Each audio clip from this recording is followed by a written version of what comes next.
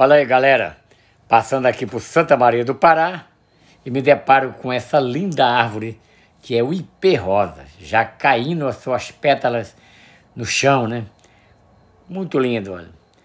O ipê-rosa, ele costuma florar no final do inverno e no início da primavera, ou seja, no mês de agosto ao mês de outubro.